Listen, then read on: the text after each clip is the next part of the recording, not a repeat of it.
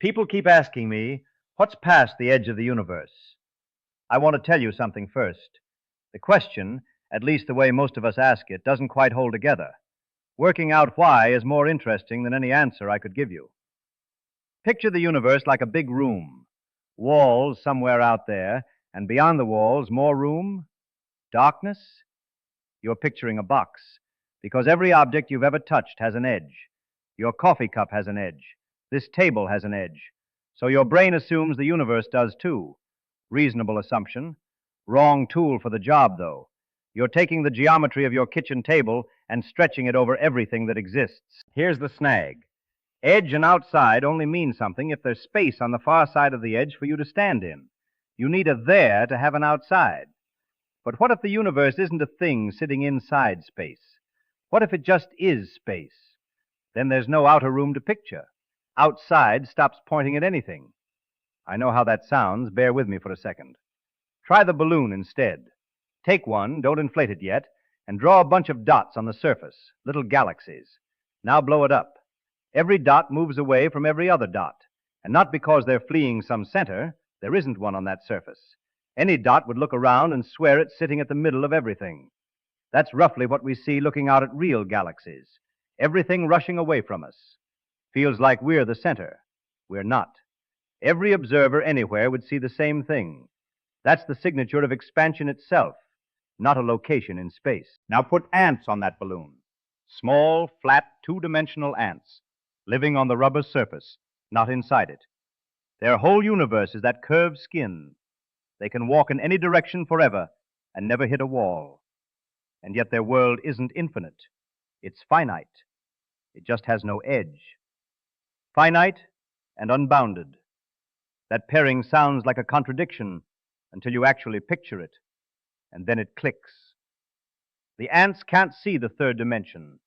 They can't look up off the balloon, because up isn't a concept in their world. We can see it, though. We're outside their universe, watching its whole shape from an angle they have no way to conceive of. So, what if we're the ants? What if our three dimensions are curved through some higher dimension we can't perceive, can't point to, can't picture, because our brains evolved to catch fruit and dodge predators in three dimensions, not to visualize a fourth? That's the unsettling part, and we've barely started. Is that actually what's happening, though? Is space curved back on itself like a balloon, or is it flat and genuinely infinite? Honest answer, we don't fully know. Not coyness, that's just where physics currently stands. What we do know, and people mix this up constantly, is the difference between the observable universe and the entire universe. It's a big difference. The observable universe is the part where light has had time to reach us since the beginning. The universe is about 13.8 billion years old. But because space itself has been stretching that whole time, the observable bubble works out to roughly 93 billion light years across. That's not a wall, it's a horizon. Same idea as standing on a boat. You see water out to the horizon, and it looks like the edge of the world, but it isn't.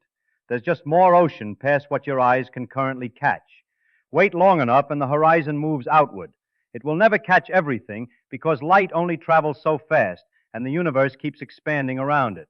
So if by edge you mean the observable edge, the answer is almost dull. More universe. More galaxies, more stars, probably looking a lot like the ones we can already see. But if you mean the edge of everything, that's genuinely uncharted. And this is where a clean analogy stops being able to save me. The leading model says space and time themselves began at the Big Bang. Not stuff appeared in an empty room. Space came into being. Time came into being. Which means asking what's outside the universe might resemble asking what's north of the North Pole. Try it. Stand at the North Pole and point north. You can't. Every direction from there is south. That's not a hidden continent past some border. The question itself has nowhere left to point. North requires you to not already be at the pole. Once you're there, the word runs out of road. That might be exactly what's going on with outside the universe. Not a locked door we haven't found the key for. A question built from words that only function inside space and time, aimed at the one place where space and time don't extend. Physicists do have names for what might lie beyond, to be fair. Multiverse theory, bubble universes, brain cosmology. where our universe behaves like a membrane floating in some higher dimensional space, with other membranes potentially sitting close by, forever undetectable to us. These are serious ideas with real mathematics behind some of them, but a name isn't the same as an answer. Most of them can't currently be tested. We have no experiment that would confirm or rule out a neighboring bubble universe. An idea that can't be tested, however elegant, is still a hypothesis wearing the costume of a conclusion.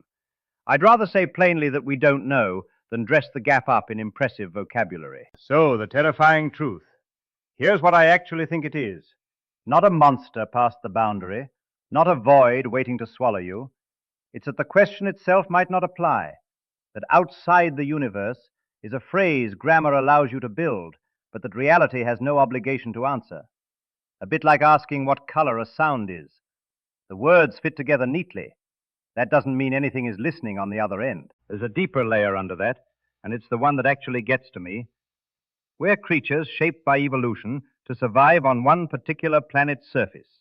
Our brains are wired for 3 dimensions, for cause following effect, for things having edges, because everything that ever mattered to our survival, food, predators, cliffs, had one.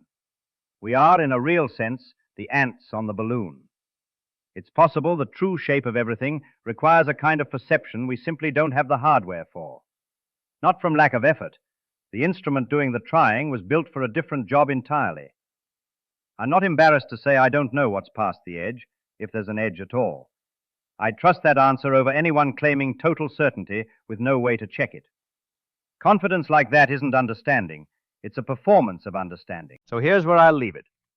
Every time you push out one more layer, the sky, the solar system, the galaxy, the observable universe, whatever sits past the horizon, you don't find a wall. You find another version of the same question, wearing new clothes. Maybe that never stops. Maybe it stops somewhere we're simply not built to reach. Either way, that unanswered question, sitting right at the edge of what we can know, isn't a failure. It's the closest thing to the actual edge of the universe that either of us will ever touch. And standing right there, at the border between what we've worked out and what we haven't, that's not the frightening part. That's the part worth loving.